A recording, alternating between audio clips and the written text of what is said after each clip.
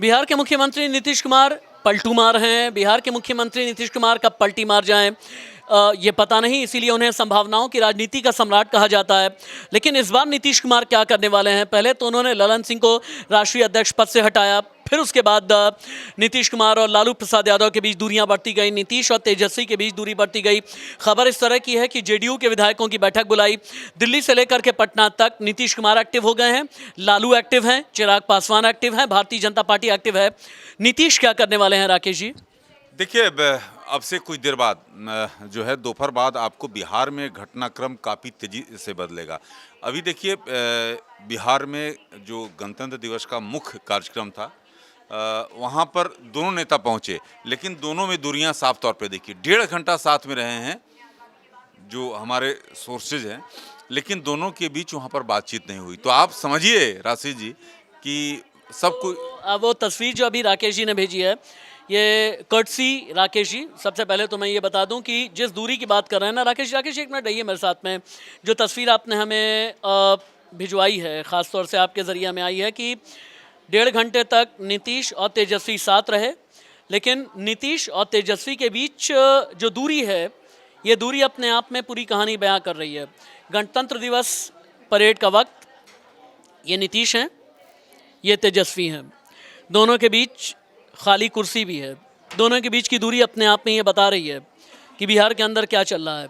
खबर ये भी है नीतीश और तेजस्वी के बीच बातचीत भी नहीं हुई है। सवाल दो हैं, नीतीश पाला बदलेंगे, एनडीए में जाएंगे या विधानसभा भंग कर देंगे? देखिए, जो सूत्र बता रहे हैं कि दोनों पर विचार चल रहा है उनका। अभी जो है बार्गेन की स्थिति में है। बीजेपी ने भी स्थिति अपनी स्पष्ट कर दी है कि सीएम के पद को लेकर जो है बीजेपी मानने वाली नहीं है, बीजेपी का होगा। अब इसी खींचतान चल रही है कि आखिरकार क्या हो। तो कल आपने देखा जेडीयू के नेताओं के साथ बैठक हुई थी, वरिष्ठ नेताओं के साथ। आज भी जो हमारे सूत्र हैं कि अब से कुछ देर बाद वहाँ बैठक जो है नीतीश के रेजिडेंस पर होने वाली है।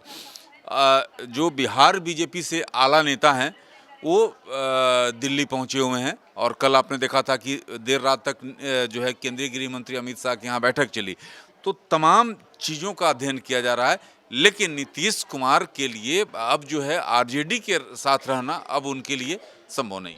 राकेश कह रहे हैं कि नीतीश कुमार के लिए आरजेडी के साथ में रहना संभव नहीं है, और नीतीश कुमार वैसे भी 18 साल तक कई बार पलटी मार के, कभी एनडीए के साथ, कभी महागठबंधन के साथ, कभी आरजेडी के साथ, तो कभी बीजेपी के साथ में रहे हैं, और 18 साल तक मुख्यमंत्री के पद पर काबिज रहे। सवाल बड़ा ये है कि उनके लिए मुफीद क्या होगा, उनके लिए ज़्यादा फ़ायदेमंद क्या होगा? क्या ज़्यादा फ़ायदेमंद ये होगा कि नीतीश कुमार विधानसभा भंग करा दें और नए चुनाव कराए जाएं लोकसभा चुनाव के साथ, या फिर मुझे शहबाज एक मिनट, चूँकि किस्सा कुर्सी का शहबाज ही हमें बताते हैं इंडिया न्यूज़ पर, नीतीश कुमार के लिए ज़्यादा फ़ायदेमंद क्या है, विधानसभा भंग करा देना या फिर एनडीए में चले जाना? अगर एनडीए में चले जाते हैं तो क्या नीतीश का अस्तित्व बचेगा? मुझे लगता है कि देखिए, एक तो पलटी अगर मारते हैं या तो उनके लिए फ़ायदेमंद इसलिए नहीं होगा क्योंकि फिर वो एक तरीके से बीजेपी उनको और ज़्यादा तोड़ देगी, जहाँ तक मुझे लग रहा है। और दूसरा ये है कि जो आप कह रहे हैं विधानसभा भंग की बात, तो इसको लेकर अभी चर्चाएं इसलिए गर्म हैं क्योंकि अब नीतीश ना इधर के रहे हैं ना उधर के रहे हैं। हालांकि आप देखिएगा, सम्राट चौधरी जब तक पटना में होते हैं तब तक उनके सुर बदले हुए नजर आते हैं, नीतीश को एक के बाद एक मिनट रुकिएगा। नीतीश बीजेपी के लिए ज़रूरी या मजबूरी हैं, या आरजेडी के लिए या खुद के लिए? फिलहाल तो नीतीश खुद के लिए ही बहुत ज़्यादा ये है। उनकी राजनीति में उनका अंतिम समय चल रहा है। और क्या बात कर रहे हैं, राजनीति में अंतिम समय चल रहा है क्या? एक मिनट रुके रहिए आप। जी जी जी, कैसे? इसलिए कहना चाह रहा हूँ क्योंकि देखिए उनका जनाधार भी कम हुआ है, पार्टी में भी आप देख रहे हो क्या हालत है उनकी। अब उनके लिए समय ये है कि सम्मान के साथ, इज्जत के साथ उनकी थोड़ी बहुत। दानिश एक मिनट आना। अगर नीतीश एनडीए में आते हैं किसी भी तरह से, तो चिराग क्या करेंगे फिर? क्योंकि चिराग तो पानी पी करके इतना लालू को नहीं कोसते जितना नीतीश को कोसते हैं। सबसे बड़ा सवाल होगा बीजेपी के लिए, बीजेपी अगला कदम क्या करेगी? क्योंकि बीजेपी के साथ छोटे दल मांझी जैसे नेता, चिराग पासवान जैसे नेता, उपेंद्र कुशवाहा जैसे उपेंद्र कुशवाहा जैसे नेता, चिराग पासवान के चाचा की एक पार्टी, ऐसे पशु पेशन पड़ेंगे कि किसको कितनी सीट दी जाए, क्योंकि 17 सीटों से कम बात करने को राजी नहीं है जेडीयू वाले। एक मिनट, क्या यही वजह है क्या कि बात चल रही है कि विधानसभा भंग करा देना ज़्यादा बेहतर होगा? यही चीज़ कह रहा था, क्योंकि जो चीज़ यहाँ पर सीटों को लेकर कशमकश चल रही थी, वही सीट वहाँ पर और ज़्यादा परेशानी का सबब बनेगी, और यही वजह है कि विधानसभा विधानसभा अगर भंग हो जाएगी तो इसका मतलब यह है कि आप फुल ऑन अपने जो है ग्राउंड पर खेलने के लिए तैयार। संदीप अपना कोई मास्टर स्ट्रोक देना चाहते हैं? संदीप, मेरे पास जो जानकारी आ रही है सीधे बिहार से, कहा जा रहा है कि मैं थोड़ा सा पीछे ले जाना चाहता हूँ कि आखिर गड़बड़ कहाँ हुई, आरजेडी और नीतीश में गड़बड़ कहाँ होगी, लालू नीतीश एक दूसरे से फिर अलग क्यों होने जा रहे हैं। कहा जा रहा है कि नीतीश कुमार चाहते थे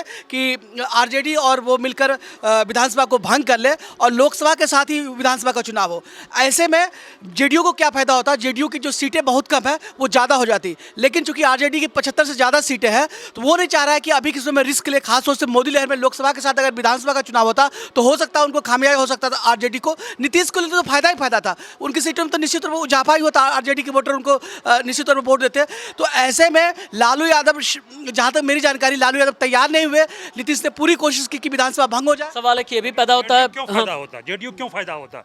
देखिए, दरअसल फायदा होना है बीजेपी को। अभी एक राम लहर है बीजेपी के पक्ष में, तो इससे बीजेपी को फायदा होता है और बीजेपी चाहेगी कि नीतीश के साथ मिलकर के विधानसभा भंग हो जाए। लेकिन सवाल ये पैदा ये भी है, सवाल बड़ा ये भी है कि स्पीकर है आरजेडी का, कैसे क्या फैसला होगा। आरजेडी को सरकार बनाने के लिए सिर्फ 2 सीट की जरूरत है, सिर्फ 2 सीट की, और ये सीट कहाँ से आएगा, उसको जेडीयू को तोड़ना पड़ेगा। सवाल यही। शहबाज, क्या जेडीयू में कोई वर्टिकल स्प्लिट होगा? वर्टिकल स्प्लिट की बात आपको बताता हूँ, ललन सिंह की साथ में नज़दीकियाँ देखने को मिलती है। लालू प्रसाद कह जाते हैं, ललन सिंह को साइडलाइन कर दिया जाता है। इसके अलावा 3 और मंत्री के जो है पद बदल दिए जाते हैं। तो हो सकता राकेश जी 1 मिनट प्लीज, मैं सिर्फ 1 मिनट आपका और लूंगा। यहाँ पर एक बात ये चली है, विभूति जी ने एक बहुत ज़बरदस्त एंगल दिया है कि आरजेडी अगर सरकार बनाने के लिए जाती है तो उससे से दो विधायकों की ज़रूरत है, 2 सीट की ज़रूरत है। दो नहीं, 7 नहीं, ठीक है, हाँ, वो मैं इसलिए कह रहा हूँ क्योंकि देखिए, हमको मिलाएगा 4 वो, ठीक है, उसके बाद निर्दलीय जो है उसको मिलाएगा। उसकी कोशिश ये भी है कि जो ओवैसी की पार्टी के जो विधायक है उसको ही मिला ले। एक विधायक है, एक विधायक। कुल मिलाकर के संख्या पहुंचती है 122, मतलब सुन लेते एक बार राकेश जी को। राकेश जी, देखिए क्या कोई संभावना है कि आरजेडी सरकार बनाए, ऐसी कोई संभावना? एक्चुअली सबसे समस्या जो होने वाली है, अगर ऐसी स्थिति उत्पन्न होती है तो नीतीश कुमार जो है विधानसभा भंग करने की अनुशंसा जो है राज्यपाल से करेंगे, क्योंकि अभी मौजूदा में वो मुख्यमंत्री हैं तो वो जो है अनुशंसा कर सकते हैं। और लेकिन संविधान के मुताबिक जो सबसे बड़ी पार्टी है उसके पास में ये चांस तो होता है कि गवर्नर के पास में जाएं और ये कहें कि हम सबसे बड़ी पार्टी हैं, हम इसलिए हमें एक मौका मिलना चाहिए। क्या ये संभावना नहीं बनेगी? ये संभावना है, लेकिन आप ये देखिए कि गवर्नर की इसमें महत्वपूर्ण भूमिका होगी। स्पीकर भले ही राजद का है, लालू प्रसाद यादव ने लालू बूटा सिंह वाला टाइम याद कर रहे होंगे आप। हाँ, एकदम सही आपने कहा। तो ये अहम भूमिका होगी राज्यपाल की, जो स्थिति पैदा हो रही है। अब देखिए, दोपहर बाद हमारे जो सूत्र हैं, 1 बजे के बाद नीतीश कुमार के यहाँ जो है आला नेताओं की बैठक होने जा रही है। उसके बाद लगातार जो है राजद खेमे में भी, क्योंकि लालू प्रसाद यादव ने खुद अपने हाथ में कमान ले ली है, तो ऐसी स्थिति में वहाँ पर राजनीतिक पारा काफ़ी जो है गर्म है। सर, मैं एक मिनट जोड़ना चाह, विभूति सर जो कहे थे 120 का आंकड़ा कैसे, उसको मैं और क्लियरफाई कर देता हूँ कि 114 भी है अभी। 114 आरजेडी नहीं, 114 सीपीएम, आरजेडी और कांग्रेस तीनों मिला के अभी 114 है। 4 हम किए, जीतन राम मांझी। ये काल्पनिक होगा नहीं होगा पता नहीं, अगर 4 उससे जोड़ लेते तो 118 हो जाएगा। एक ओबीसी की पार्टी का है तो 119 हो गया, और एक निर्दलीय सुमित कुमार नाम है, तो उनको जो लेते 120 हो जाएगा। तो महज सिर्फ उनको 2 बहुमत के आंकड़ा के लिए 2, लेकिन 2 जेडीयू से 2 नहीं तोड़ सकते ना, फिर तो आपको तोड़ना होगा 2 तिहाई आपको तोड़ने होंगे, है ना। 2 तिहाई चाहिए आपको, कम से कम 30 आपको। और ललन सिंह में मुझे नहीं लगता कि इतनी हैसियत है कि वो 30 तोड़ करके ले जाएं। राकेश जी, नीतीश के ये ललन सिंह के साथ अगर मैक्सिमम की बात कर रहा हूँ, अधिकतम विधायक उनके साथ हैं, उनकी जाति के, और उसको 7-8 से ज़्यादा है राशि जी। तब फिर विभूति जी कैसे बनेगी बात?